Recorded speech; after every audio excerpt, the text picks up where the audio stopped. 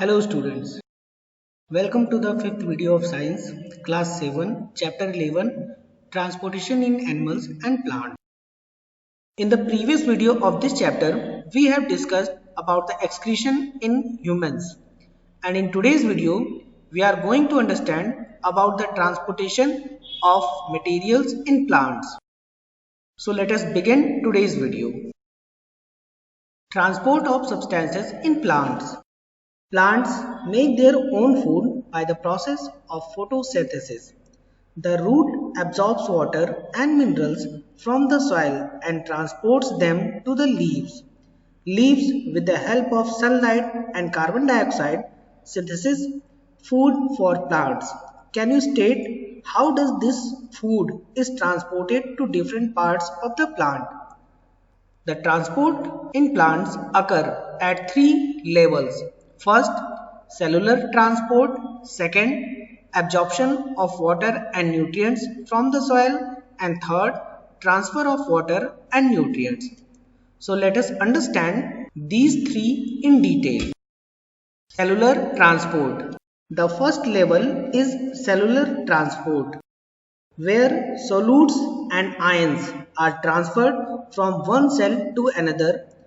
This typically occurs through diffusion and osmosis. In osmosis, water flows from an area of high solute concentration to an area of low solute concentration, whereas diffusion is the movement of particles from an area of higher concentration to an area of lower concentration. You can see in the diagram, here is a beaker in which there is a line between the beaker, and this line denoted semi-permeable membrane. During the osmosis process, the molecule of the solute or solute molecules are transferred from low concentration area toward the high concentration area, and this happens until same concentration or the equilibrium state is occupied by the solution.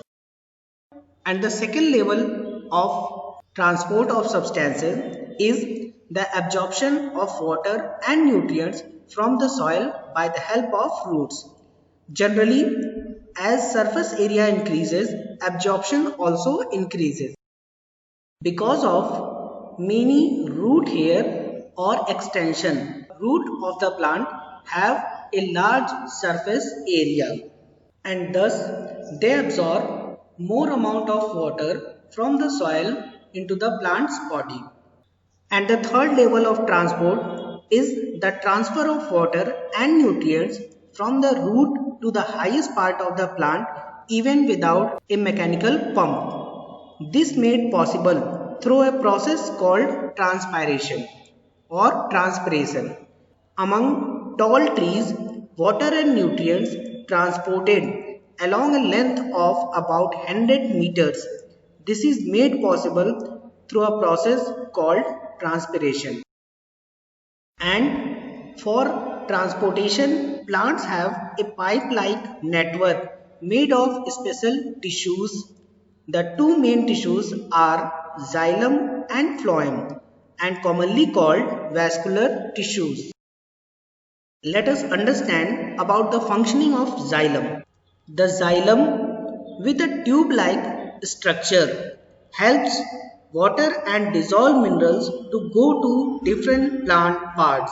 The tubes of the xylem are connected end to end, and xylem transport is unidirectional. It means xylem only transport water and minerals into a single direction from root to the upper part. And let us understand the functioning of phloem. The phloem in plants carries food from the leaves to other plant parts. Phloem transport is bidirectional. It means phloem transport the materials into the both direction, from root to the shoot part and from shoot to the root part. Let us understand the transport of water. Plants take water from soil. They absorb water and minerals by the help of their roots.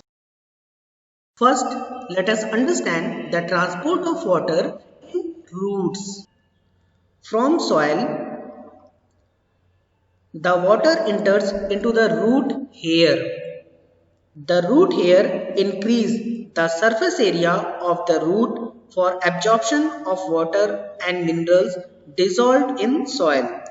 From root hair, the water enters further because of root pressure. And let us understand the transport of water in stems. The xylem forms a continuous network that connects roots to the leaves through stems. And various factors play important role during transportation of water through xylem in stems. The fluid containing water and dissolved nutrients is called sap, and the transport of sap through the xylem is also called ascent of sap. Ascent of sap. And let us understand the process of transportation of water, that is transpiration. The plants absorb water and minerals from the soil. Some of the water utilized in food making process and the excess water is expelled through their leaves. There are numerous small pores on the surface of these leaves. These pores are called stomata.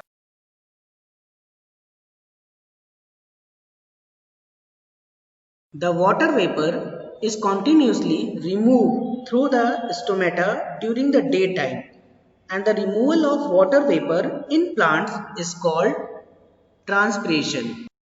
And the process of transpiration creates a pull in the underlying xylem tissues. This pull is called transpiration pull. Transpiration pull creates a suction effect on the water column inside the xylem. This pull is same that is produced when one sucks water or cold drink through a straw. This suction effect can pull water to great height. Transpiration also cools the plant. During the night, transpiration process stops. And let us understand the transportation of food. The food is prepared inside the leaves of the plant and it need to be transported into various parts of the plant for its storage. The transport of the food takes place through the help of phloem, and this process is called translocation. Moving on, next topic, excretion in plants. Unlike animals, plants have no special organs for removal of waste material.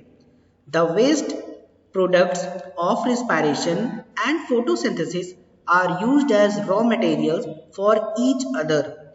Oxygen gas produced as byproduct of photosynthesis is used up during respiration, and carbon dioxide produced during respiration is used up during photosynthesis.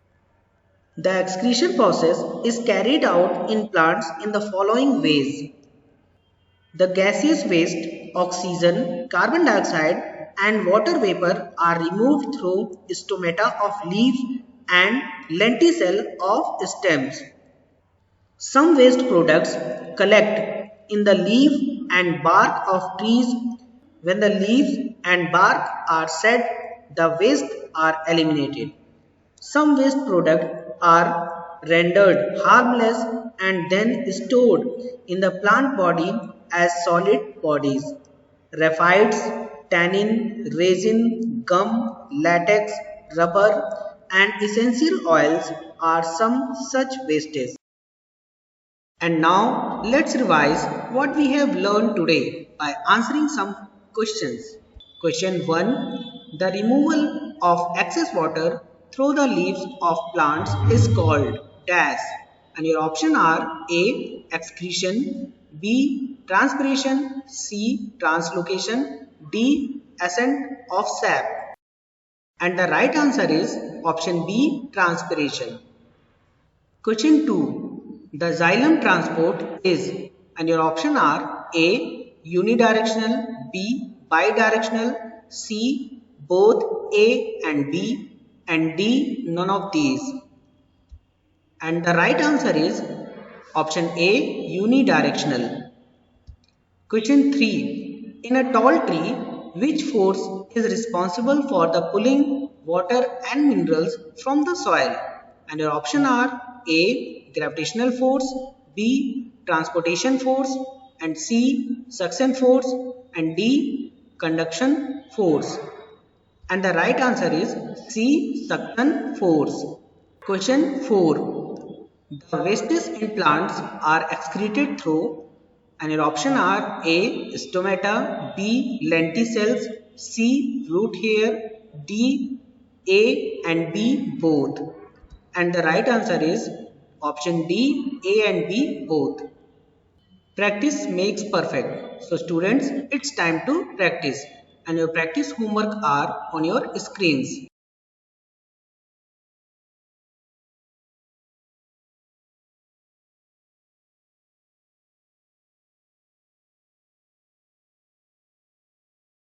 Try to answer them correctly. See you soon in the next video. Till then, take care and thank you for watching. In the end, I want to tell you that the pandemic of corona is not yet over. So, stay protected from corona. Frequently wash your hand with soap, wear your mask properly and maintain safe distance. Remember, no carelessness until there is a cure. Thank you.